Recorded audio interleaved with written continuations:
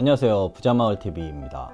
오늘은 백신 및 악성 코드 관련해서 살펴볼 텐데요. 요즘 악성 코드가 전쟁 수준이죠. 전쟁 수준. AV 테스트라는 사이트를 통해서 통계를 한번 보겠습니다. 전체적으로 누적된 멜웨어 수가 8억 5,400만입니다 2018년 기준, 누적 기준이죠. 어마어마한 멜웨어들이 생성되어져 있습니다. 매월 새로 멜웨어가 생성되는 게 800만, 1000만 악성 코드들이 생겨나고 있습니다. 요즘은 안드로이드에서도 꽤 많은 그 멜웨어들이 생성이 되고 있는데요. Potentially Unwanted Application 해가지고 원치 않는 어플리케이션들이 이렇게 생성이 되고 있다. 맥OS는 그나마 8만 6천 개 정도니까 맥은 그나마 청정 지역은 아닐지언정 그나마 바이러스나 멜웨어로부터 악성 코드로부터 조금은 자유롭다 할 수 있지만, 추세로 봤을 때 2018년에 굉장히 많이 늘어났기 때문에 앞으로는 맥 쪽에서도 조금 고통스러운 순간들이 찾아올 것 같습니다. 푸아도 마찬가지고요. 윈도우즈 같은 경우가 이제 문제인데요. 새로 개발되는 그 멜웨어들이 어마어마합니다. 2018년만 해도 7,500만 멜웨어들이 개발이 되었고요.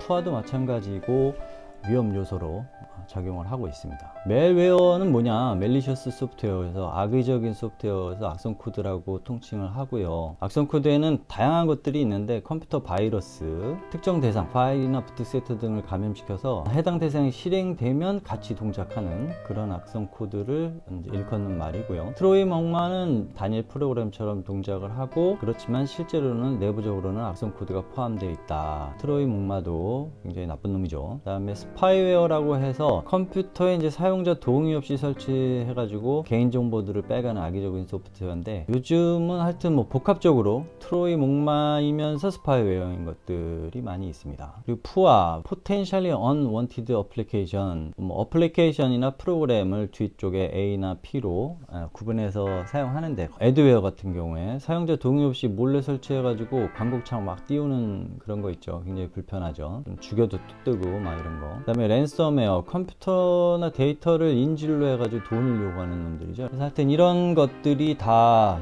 그 멜웨어, 멜리셔스 소프트웨어, 악의적인 코드들로 작성된 소프트웨어들이다. 조금씩 차이가 있어서 이렇게 구분을 하고 있습니다. 그리고 웜이라고 해서 네트워크상에서 자체적으로 실행되면서 다른 컴퓨터에 전파가 가능한 프로그램을 따로 이제 웜이라고 해서 일컫고요. 백도어, 루트킷, 키로그 이런 거는 이제 그 해킹 쪽의 어떤 도구들이나 악성 코드들인데요. 백도어는 이제 시스템 접근에 대한 사용자 인증 등 정상적인 절차를 거치지 않고 응용 프로그램 또는 시스템에 접근하여 컴퓨터 속의 정보를 빼내거나 특정 작업을 하도록 제작된 프로그램이다. 해커 나오는 그런 영화 보면은 백도어 씌워놓고선 필요할 때 들어가서 정보 빼오고 이렇게 쓰죠. 그 다음에 루트킷이라고 해서 컴퓨터 또는 일련의 컴퓨터 네트워크에 대해서 관리자 레벨, 루트 레벨의 접근 권한을 이제 얻어와서 마음껏 그 컴퓨터에 대해서 해킹이 가능하도록 이렇게 심어놓은 루트킷이 있죠. 그리고 키로그라고 해서 사용자가 키보드로 입력하는 것을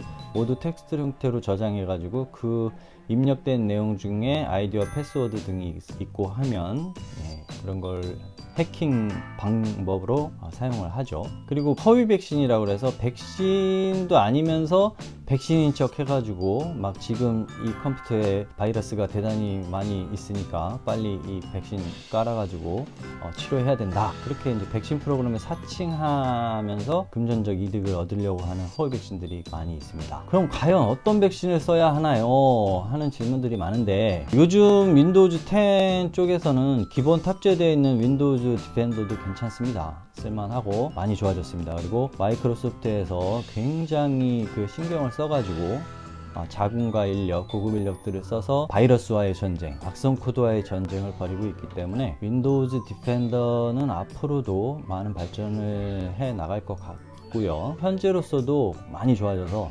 쓸만합니다. 그렇지만 알약이나 V3나 무료로 배포하는 백신들이 있습니다. 알약을 쓰셔도 되고 V3 쓰셔도 되는데, 알약 공개용 개인용은 무료죠. 알약 3.0이고 개인용은 2.5고 그런 차이 외에는 기능적 차이는 없고, 최신 바이러스 관련된 멜웨어 관련된 업데이트는 거의 비슷하게 이루어진다고 봅니다. 그리고 안랩 쪽에 V3 라이트 같은 경우에 무료로 배포를 하고 있지만 역시나 제품 구매해 가보면 개인 기업 구분해서 판매하는데 가격이 어느 정도 또 지불을 해야지만 하는 그런 형태로 되어 있습니다. AV 테스트 사이트에 가보면 개인용 인증해준 백신들을 보면 안랩도 있고, 이거는 사실은 그 순위에 대한 소팅은 아니고요, 정렬은 아니고, 여기에서 다시 프로텍션, 그러니까 보호 기능, 그 다음에 그거를 처리하는데 어떤 처리 속도, 퍼포먼스, 그 다음에 사용성이 편하냐, 이런 거 기준으로 이렇게 또 다시 정렬을 해볼 수 있습니다. 그러면 6점짜리는 다 동일한 거의 100점의 성능을 맞은 거기 때문에 그 범위 내에서 생각하고 구해서 쓰시면 되고요. 그 다음에 이제 난 퍼포먼스가 더 중요하다 그러면 퍼포먼스 위주로 정렬을 해놓고, 그 중에 퍼포먼스도 좋으면서 프로텍션 기능도 좋은 것들 중에서 선택을 하시면 됩니다. 그렇지만 사실 이건 2018년 10월 테스트 결과고요. 2개월에 한 번씩 테스트를 하는데 통계를 보면 또 조금씩 상이한 점이 있습니다.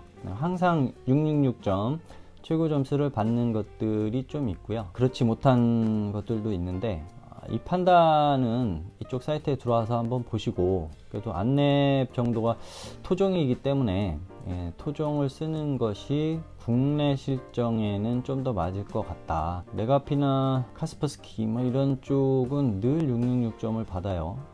그리고 안랩은 조금씩 상이하게 늘 조금씩 모자릅니다. 그 안랩 제품이라도 하더라도 여기서 테스트에 사용된 건 V3 인터넷 시큐리티 9.0이기 때문에 어쨌거나 다른 제품들에 대해서는 테스트 결과가 없으니까 얼추 이러하다 라는 판단을 가지고 선택해서 사용을 하시면 되겠습니다. 무료만 가지고는 조금 불안하다 하시면 유료를 사용하시는 것도 방법이겠죠.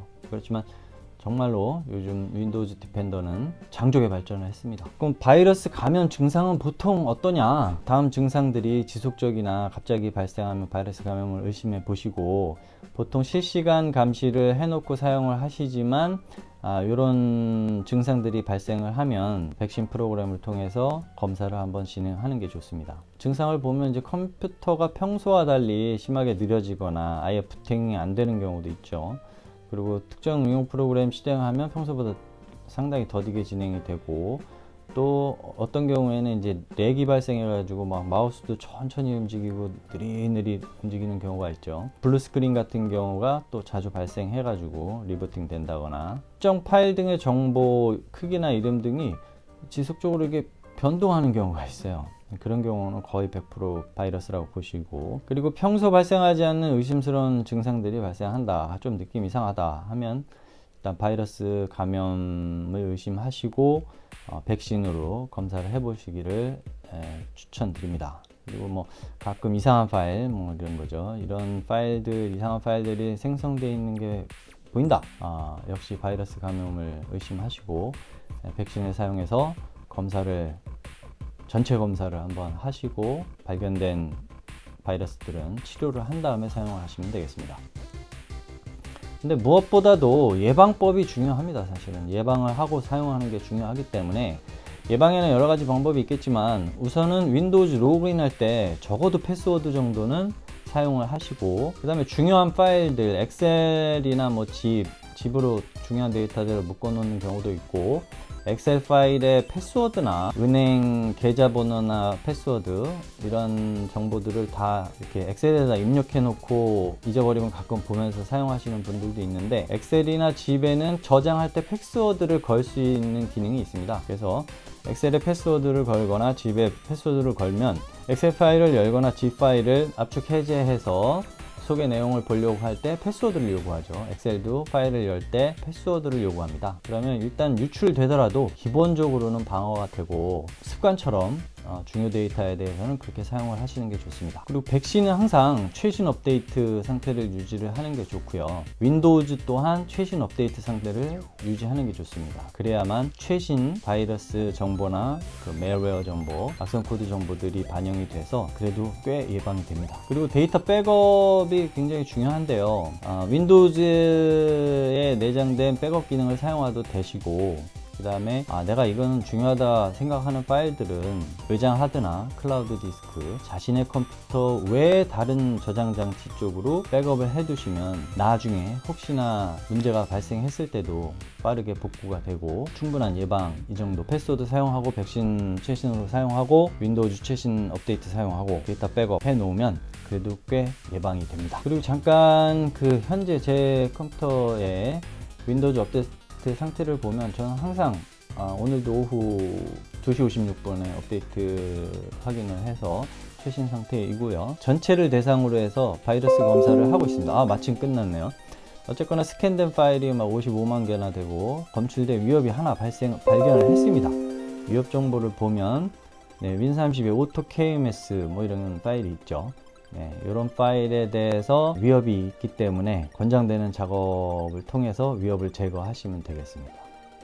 바이러스 및 위협 방지 업데이트도 항상 최신으로 업데이트 확인해서 최신으로 유지를 해주시면 예방에 도움이 됩니다.